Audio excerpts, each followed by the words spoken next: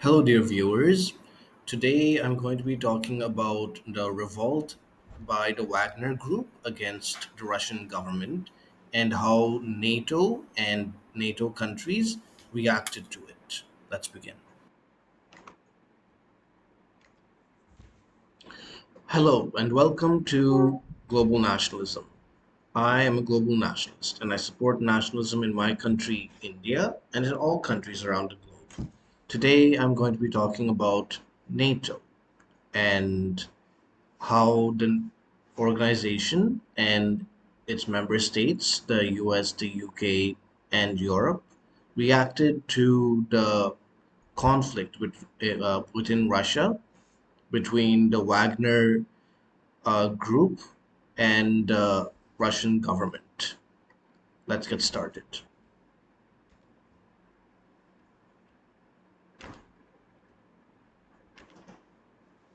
How NATO reacted to the Wagner versus Russia conflict.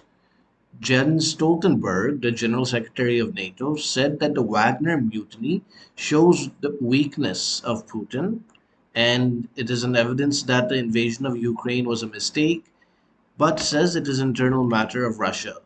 I think that this is an incorrect statement by him, except for the third part. He should not have used it to show that Putin has become weakened. Neither should he have said that Putin has become strengthened. That is simply irrelevant to NATO, and he should have kept quiet about that. And he shouldn't have said how this relates to the invasion of Ukraine. He shouldn't use this as another uh, chance to attack Russia and like and specifically Putin again being taking sides in this. Although this in this, but he is correct in saying it is an internal matter of Russia and that NATO was not involved in any manner, which is correct. And I'm glad he did not say that he supports Wagner and was for the coup or mutiny or whatever you call it. But still, like using this as a chance to attack Putin and in a ways uh, makes the Wagner cause somewhat sympathetic, as if Putin is the bad guy. So it's not a neutral stance. So while they've not directly, materially, or militarily interfered in this internal matter of Russia, they have interfered vocally, which is also incorrect. Let's see how the US reacted. This is what Joe Biden said. He said that he told Russia the US was not involved, which is good. This he did by through his government made repeated calls to the Kremlin and other back channels in Russia, saying that they were not supporting Wagner. But he also said that Putin was weakened after the Wagner mutiny, which is like the statement by Stoltenberg, and I disagree with it. It's not up to America to decide whether another foreign country's leader has been weakened or strengthened by an internal matter. And he assured NATO allies of support. This I agree. NATO allies might have been a little nervous about chaos and uncertainty enveloping Russia. So by assuring NATO allies of support, he would have calmed down their nerves, which is a good decision. And now let's go to what Secretary Blinken said. He was a bit more critical of Putin in this situation. He said that the Wagner Revolt shows cracks in Putin's leadership. Uh, Basically, seems to be saying that Putin's government is being broken apart, which is a very alarming statement, and he should not be making such statements. The Russian government uh, should not be broken apart. There should be a secure, strong, stable government in Russia, and it is not in NATO's interest for uh, Russia's government to crack, irrespective of who the president is, Putin or otherwise.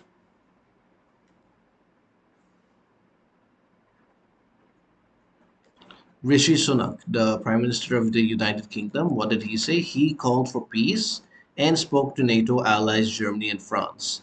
He did not make a comment on the issue itself, either for Putin or for Prigozhin, which I agree that would be unnecessary. And so, in that way, it is a superior statement to the others. However, we have to look at what his foreign minister said. His foreign minister, James Cleavy, said that the Wagner Revolt is a challenge to Putin. This again is not necessary. Saying that this somehow challenges Putin's authority will make Putin suspect that this revolt was somehow supported by the United Kingdom and undermines the Prime Minister's attempt to be neutral. So yeah, again, so this is Joseph Borrell. He is the foreign policy chief of the European Union.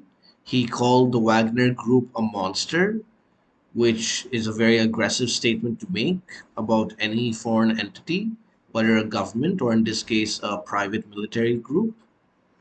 And he also said Putin's monster is turning on him. This is also evidence that the European Union and NATO are using this crisis to attack Putin, and that they are not being morally and vocally neutral, which will just cause Russia to distrust them more and turn away from them and make it more difficult to be diplomatic with each other. Now, let's look at what happened after the revolt. uh, Prigozhin ended the revolt and he went into exile in Belarus. President Alexander G. Lukashenko of Belarus said on Tuesday that the members of the group who had participated in the rebellion had been offered an abandoned military base in his country, which raised concerns among Belarus's neighbors about the force establishing a presence on their doorsteps. And the remaining Wagner members have been offered the option of signing contracts with the Russian military. And while this is within the right of Belarus as a country to do so, they can accept any foreigners who legally come, and including foreign groups, and they can also engage in military activities within a country. They're not attacking Ukraine. They haven't invaded Ukraine, and they've just simply not gone against Russia. But yes, they have been sympathetic to Russia, have given them aid, but they are not a co-aggressor, as Estonia's Prime Minister Kaja Kallas says. Calling him a co-aggressor is too heavy a statement. I think it's more to say something just as an aider, but they are not committing aggression against Ukraine, and they are not going to attack other neighboring countries. That is not at all going to happen. I'm sure of it, as long as those countries do not provoke Belarus. This is also what Russia has said, that Russia only wants to protect the Donbass and the Donetsk and Luhansk regions of Ukraine, which are Russian speaking regions. They don't want to conquer all of Ukraine. They don't want to attack other European countries. And Belarus has not, as far as I know, made a stance on the conflict, but has simply given some support to Russia by allowing Russian soldiers to operate from there, but the Belarusian army is not involved. So, yeah, this statement is excessive.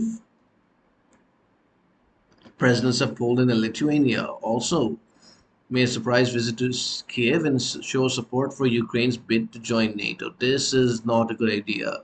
Ukraine should not join NATO. It will just uh, enlarge the war, bring NATO countries into it, and NATO should not get involved. I think this is war is not going the way that NATO wanted it. Their countries are sending weapons and military equipment to Ukraine, and which is being which and Ukraine has had successes in this war, but mainly they've been losing equipment and weapons to Russia, and which weakens NATO. So yeah, getting further involved in this war is not a good idea. NATO should pressure, or not pressure, at least encourage Ukraine and Russia to negotiate a diplomatic settlement. NATO has said that they will defend members from threat of Wagner forces in Belarus. This I agree with. The countries surrounding Belarus, Estonia, Poland, Lithuania are NATO countries. So if Belarus does use Wagner forces against them, then NATO should defend them.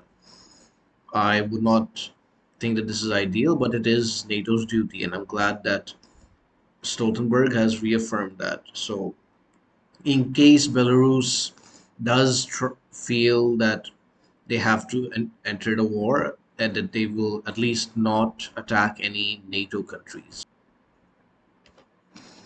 So, what this shows is that NATO has used this conflict to attack Putin, and they have taken the side against Putin. They have not been neutral, but they have also not been actively involved directly or indirectly, and that this is an internal matter of Russia. But still, like, their stance should have been better. It should have just been complete neutrality and not made a comment at all on who they favor. And yeah, they should just have said this is a new internal matter of Russia. We do not have any stance on this. And yeah, that's what I think about the situation. And yeah, that's all for now. Please give your feedback about this video in the comment section. If you want to see other videos about NATO, click here. If you want to see my previous video, click here. If you want to see the sources I used for this video, click the links in the description below. Thank you for watching. Vande Mataram.